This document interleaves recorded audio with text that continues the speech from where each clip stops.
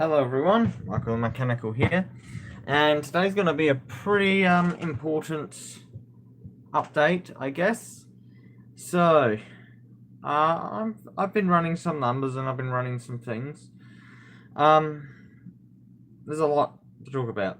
So, title of the video is essentially Triton update and job status. So, I feel like the job status one's going to be the quickest to get out my tongue.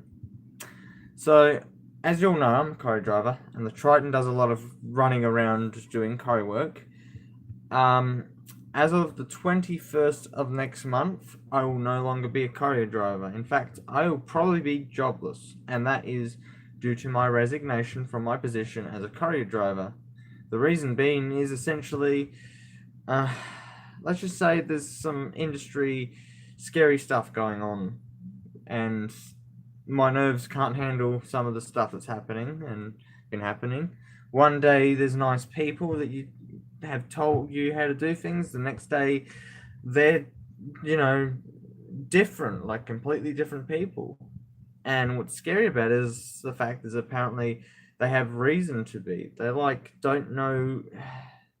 They might or might not.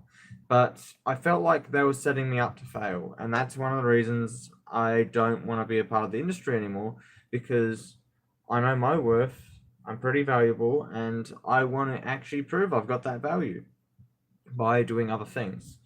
So, I won't be a quarry driver anymore, and that might lead to some good things, it might lead to some bad things, but at the moment, the plan is the job termination date is 7 days before the rego is due on the Triton. So when the rego is due on the Triton is the 28th. That is when the Triton will be off the road and no longer driving. There is actually a major concern with the Triton, which is another major concern because it's quite a costly one at that. So we all know the Triton is pretty powerful. It's tough enough to get up the hills, but it keeps blowing head gaskets. Now, I'll be able to now answer that after all the digging and all the tools I've had to obtain, but also have another one I have to investigate, which is detonation. Now, the reason I have to bring up detonation is because the numbers that have been run over the engine have determined that it is highly possible the engine is actually causing detonation, and that could lead to unreliable engine, which could mean it's going to destroy itself. And that's also because the numbers are out by 13%. So, I've actually got the logbook here, in which I ran some numbers a little while ago, and most of the other numbers are probably off head sort of things. So, I'm going to get back to these numbers. And I'm also going to say I've also got some other stuff that's not here. It's probably in the car, probably in kitchen, something. So, the numbers that were run were we have 520 psi and 540. Now, some actual numbers from rebuilders of those engines who actually do the rebuilding and actually bring them back to spec. The numbers were the compression has to be 440. Now, if the compression has to be about 440, that's about the ideal number. If we look at that number compared to this 520, we see 540, 60, 80 psi difference. That's out by 80 psi. This is out by 10. That's a huge, massive gap in compression that doesn't actually look good. So, to get the numbers of what its percent is out, to get that number, you have to do this sort of calculation, which requires you getting the highest number minus the lowest number. That's the difference. Then you have to find the increase, which is equal to the number, the difference, divided by 520, and then you times that by 100, which is the percentage in which you get 13.46. The ideal number for this engine is under 10%, and even better would be probably about less than 1%. That is ideal, because it's a high compression engine, and when the cylinders are out by that much, finding the balance in which it won't detonate is very hard. Now, I need to put this in perspective of why there is detonation. So we have 520 and 450. These two numbers are very important over the other two numbers. These two numbers don't matter, they're in between. To make a balance between these two numbers, we need to have the right air-fuel mixture.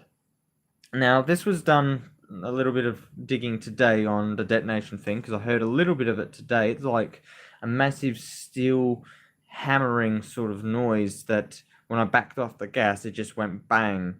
It still ran, but it was just like a little bit concerning, that noise that I heard. And that's one of the things that I'm talking about.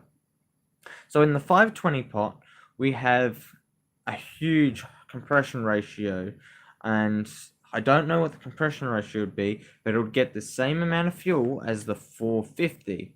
Now, catch 20. If I reduce the compression of the engine, so this one is 450, this will go even lower than it should be, and the engine will have a lack of power because it will be trying to power on through this cylinder, and this cylinder here will be unable to provide the power it requires. So this cylinder here has to be in the ideal spot where it's not creating resistance but it's not detonating, and this one has to be in the right position in which it's not going to be too low on that it doesn't produce power, but not too well, it can't be too low that it creates too much power, while this one needs to be not too high that it creates internal resistance and doesn't provide very economical power production. Numbers are sort of been run. Those are the numbers I actually have on paper, but essentially, if I keep going down this path of driving the car like I do, the engine is going to eat itself to pieces. Now, I still have an old oil filter, and I've seen how they open up those canisters and check out if there's any oil, any steel particles, or any particulate matter in those things. I could do the same thing with my oil filter. That's no problem. The catch is, should I do it to a $70 oil filter?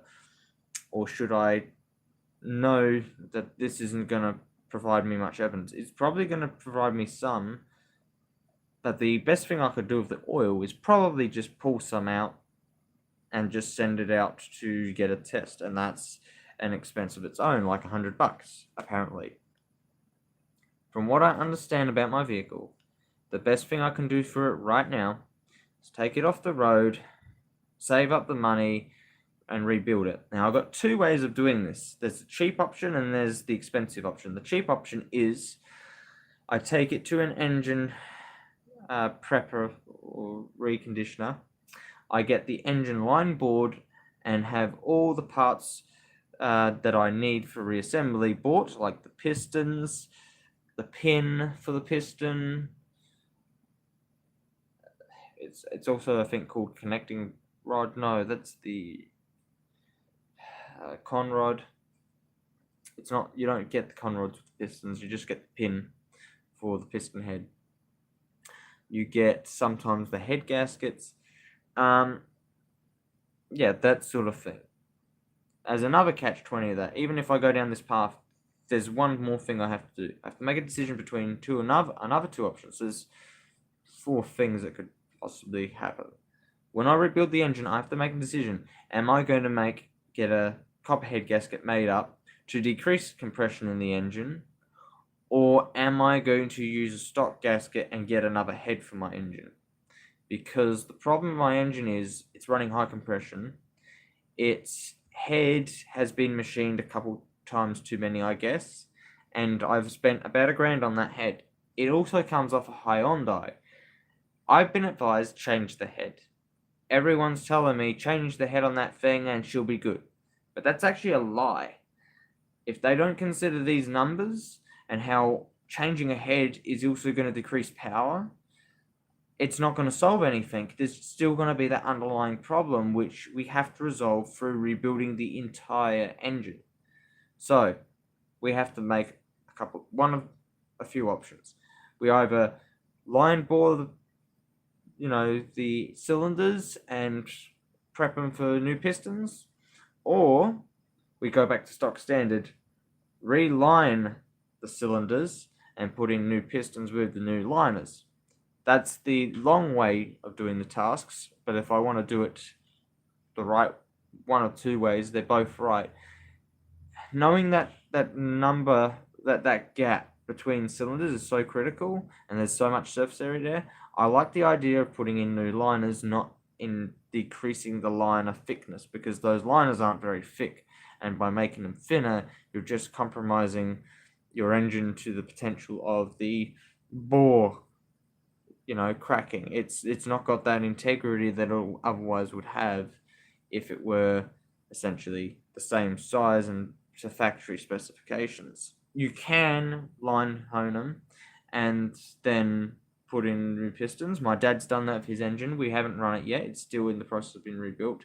But then there's that material that's been removed. There is that factor of different compressions and that thing where you have less material between the cylinders, which could be a mistake to try and up the piston size and do all this stuff. Then there is the other option of taking those liners out that are damaged, putting in new liners, new pistons, new rings, and reassembling it like that. That is the long way. It's the most difficult way to do things, but it's also probably the better way to do it, because you also have to machine the deck again. There's the catch-20 there as well. When you machine the deck, you're also removing material off the deck, which means you have to put in a thicker gasket, depending on how much material you remove. So with the deck, what you would do with the deck is essentially just machine off the minimum amount of material you can, and then you would do in the engine manual, they tell you to do a measurement between pistons over the deck and what the deck is. So zero the deck and whatever the piston's height is at the maximum protrusion from the deck, that is your number. And then you have to read the manual, and it tells you to get a 0.4 thickness, 0.5 thickness, 0.6 thickness. It'll tell you those gasket numbers, what thickness gasket you need to run. And if the number is still out of spec to their tolerances, you have to have a copper one made up regardless. So on that note, there is also the head. So if I'm putting this engine back together again, there's the head scenario. If it's the wrong head, it's the wrong head. We can get another head and it will be brand new. It will have not many faults with it. It'll also prevent us from having parts fail in the future, because the precom chambers are cracked on mine. So what I'll do if I rebuild my engine is I'm going to replace the head.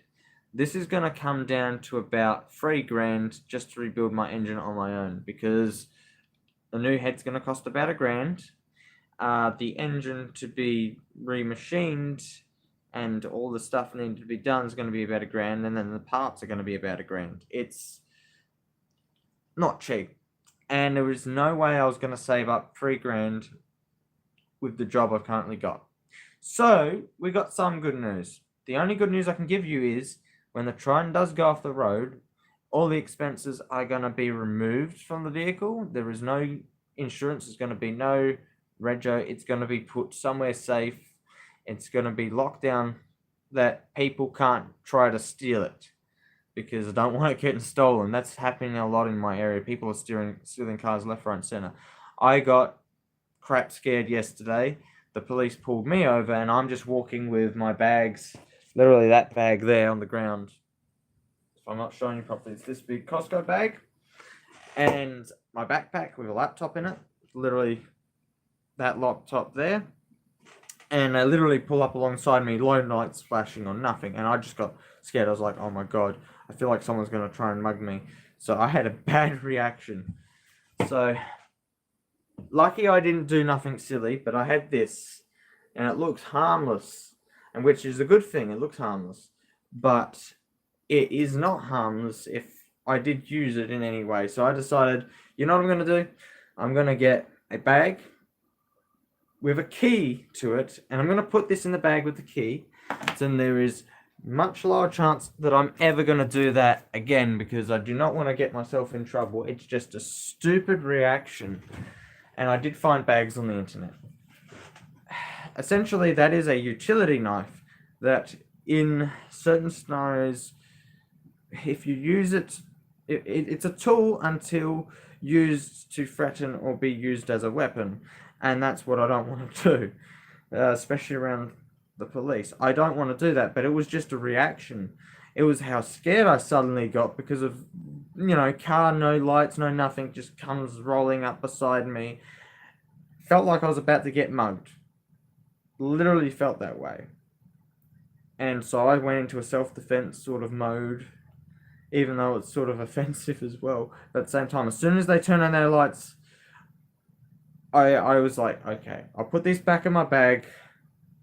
I felt like telling them, but at the same time, I did let them know, you scared the shit out of me. They said to me, there's a car been stolen in the area. I asked them, is it a black Triton? No. Is it the white Ute? No. They asked me for my details. I told them people were trying to steal my cars, and away they went, looking for another car that was stolen. So, as for the job status, like I said, I'm not going to be in that position. 21st of the next month, I'm going to drive the Tata for a bit. I'm going to see how that goes. There's no guarantees on that though. It's all going to come down to my budget, if I get a job or not. If I do get another job, the Tata is going to be the one that gets driven. I'm going to try, while I'm driving the Tata, when I've got my job, I'm going to try and get parts for the Tata. It's the hardest car to get parts for out of the two. I'd have a better chance of fixing up the Triton, but the Triton's got a lot of things I really want to fix up on it properly. And I really want to see that have power. But at the same time, it's close enough that it's good enough for now that I don't want to touch it anymore. I want to leave it alone. Start it up every now and then just for maintenance, routine starting. And I'll drive the Tata. It is gutless, the Tata. It's a 2-litre pulling 2 ton. Essentially, it's... What the hell am I doing? I'm making a mistake.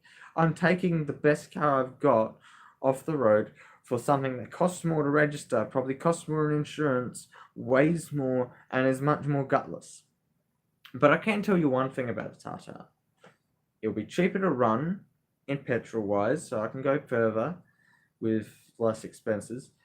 And it's going to be a really interesting project car, because as we can get money to repair it, I think we'll get new equipment in which we'll use to record things we can do with the Tata. But on top of that, if I did that, I'm making a decision right here, right now. I'm not going to edit these videos myself. I'm actually going to outsource it to someone else because I'm not really interested in this editing stuff. I've got things I want to do with games. I like troubleshooting things and making things work. I don't like this tedious editing stuff where I like to get something right, but I might not know best what my audience needs in that regard, and it's not something I'm good at. So even these camera angles are horrid. So if there's information we want to gather, I will try to gather as much information as I can with multiple cameras set up, and then I will give the information to an editor who'll take the camera footage, edit down the stuff. I might even get him to write scripts. I'll give him partial, probably, access to this channel to upload. I don't think I will make monetization a thing on this channel because this information is really good to have and it's really important to have. I think where I will monetize is with the things that is my career pathway, which is with my games and those products. And when they make a turnover, then I'm happy with that. I will use that and advertise that as my monetization, whereas I won't monetize because I've done that before. It doesn't really work out. In fact, it's a bit of a hindrance having that in your face. It's a different user experience, and I found personally every time I watch YouTube videos, I tend to try to block ads, and I realize there's no real point in having ads unless you really want to turn this into your career. It's not my career, it's not what I want to do for a career. But I think the information that I can get through troubleshooting things is really good. So let's see what the future of the mechanical channel, Michael Mechanical channel is. And If the Tartar goes on the road, we're going to see if we can pull some stuff off of that. Also, I would like to set a goal when we've got enough a good financial position to get the Tartar sort of on purpose defected and then fix it in a budget. Within a budget, we have to fix the Tartar. That is going to be an insane goal because I like the idea of people having safe cars, and is it possible to get done within a budget or not? It's a project. It isn't something I want to be seriously like, defect my car today. Oh no. Oh no, I might need that for a while until the Black Mamba is all good. Suspension wise, it needs to be rebuilt. That will take a couple of weeks. The engine needs to be reconditioned. That's going to take a couple days to a week to recondition the motor. And then the bedding periods. I would get a new turbo as well at the same time. There's a lot of new parts it needs on the engine. Transmission wise, if I can get my hands on another transmission, I'll use this one as a spare and throw another transmission in there any day because of the original housing, which had a spun bearing in it, is in there with a lot of ping marks to hold in the bearing. It's held up. It's holding up. It's doing really well. But if I had a reconditioned one, it would feel so much smoother to change gears. There'd be a very low chance that someone other than me driving the car is going to get it stuck in a gear. That happened. It got stuck in gear. If there's any questions you guys got, since I know there's someone watching, feel free to ask. But these are the specs on my car from Mitsubishi themselves. So Mitsubishi Agostino printed this out. The model is MJ5V20. I have no idea what the 5V20 means, but it's a Triton standard 2.5 litre diesel 5MT. So mount terrain tires, 5 mount terrain tires, 4x4, single cam. I have no idea what the CC means. Internal number, that'd be the engine number. Yeah, okay, they're both engine numbers, I think, in some ways. I think the engine number is specifically engine number. So 4D56HB06141. The paint, if I want to repaint my car, A26 Simonic Silver. I will make a point. Does my car look silver to you guys? Does this resonate with my car? No, not really. My car only had silver rims on it for that short period of time. Then there is the grey cloth, and it was grey. However, the grey seats were crap. I couldn't adjust them. I wasn't comfortable, so I put in cream seats from a dual cab. It is a 96, which is a lie. It's a 95, but it is 96 otherwise. I have no idea what this M96, MJ96, 1996, and why. I have no idea what that is. Vehicle. Keep for customer because I left it at super cheap and then I took down the number I was given for the compression. Boom.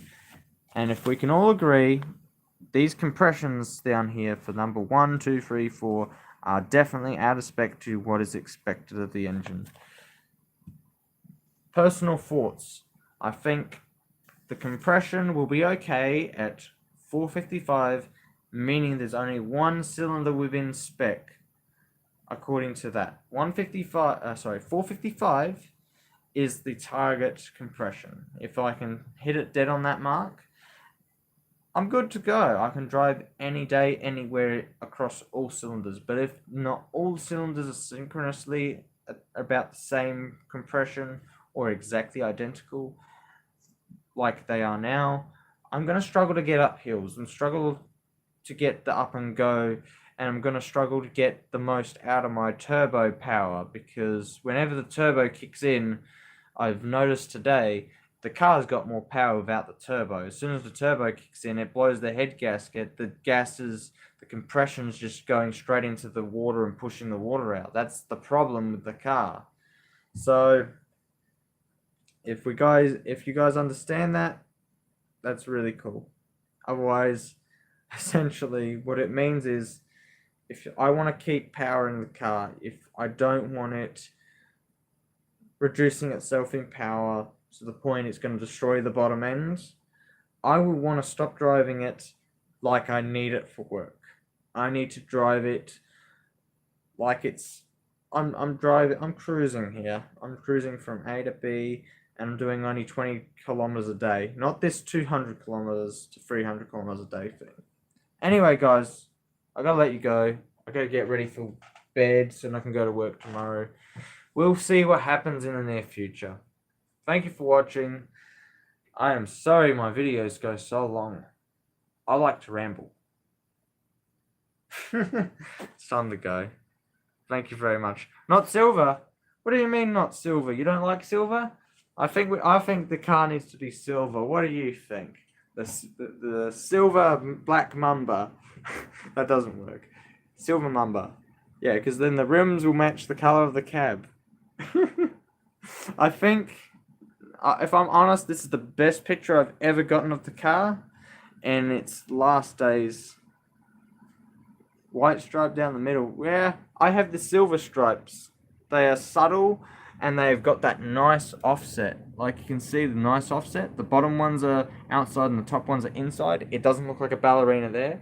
But if you stood at the front of the car, it looked like a ballerina. This was literally upside down from looking straight on because the wheels were inside instead of outside. Like, instead of it looking tanky and feeling like this lines that was the inspiration for how it felt on the road, it felt the opposite. It felt like these lines were on the inside and these ones were on the outside for how it felt balance-wise on the road. But other than that, that is its last day of glory before the vinyl came off. And you can see in this picture, there was signs of it there.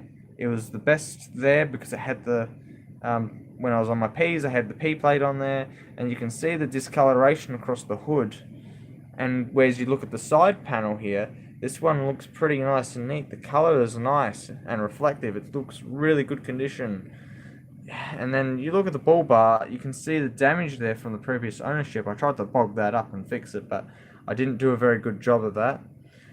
But its glory days are dying because paint on these is crap. You can see it inside the tray, how it looks after a couple of months. That doesn't last long. That's really junk paint. That vinyl's no good. Those wiper blades need replacing to look nice and neat. The windshield has little chip marks in it, causing the wiper blades to wear out even quicker. And it doesn't have those lights on it anymore. So that day, I literally got pulled over by another driver who told me to turn off my effing lights because I forgot they were even on. I had no way of knowing, so I disabled the lights completely, and I realized I need a way to make it certain they don't turn on until a certain point in time. And so what I'll do next time I put the lights on again, I'll have a relay in the car. So it has to be in park. If it's not in park, the lights aren't on. But if the car is in park, essentially the handbrake is on, the handbrake's on, the lights will turn on if the switch is flicked. But if the switch is flicked and the handbrake's off, those lights will go off. And that's a precautionary measure to make sure that if I'm working, the lights can be on, but if I'm not working, the lights are off, and I have very low risk of getting pulled over by the police, blinding people on the road. It's about being smarter, not working harder, because I might need the lights at the next stop or something, and it'll look weird if I have the light on and I'm at the stoplights and I've got the handbrake on. It's going to look weird when I take the handbrake off and people are going to be looking like, why is these lights on? And then why don't they turn off? Oh, maybe you realize. And then when they see me stop, the lights come on. It's like, I think you got something wrong with your wiring, man. Your lights are on. Anyway, I'm going to finish that up here. I've actually been watching a video from Cletus McFarland about his manifold and his Ruby car that he's been working on.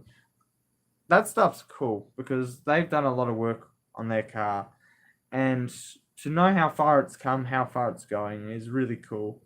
I'd love to do something like that. I actually am tempted to basically say what I want to do for a project is put my dad's car together. Not the Triton, but something special in the shed. And I think everyone knows about it. If they go through my videos, they'll find out. but I want to put it together, make that driver track or something. I want to see how that thing actually goes, and then we can pull it all apart again, and then finish off the body some other time, sort of thing. Because it's never going to get finished. I don't believe it's ever going to get finished.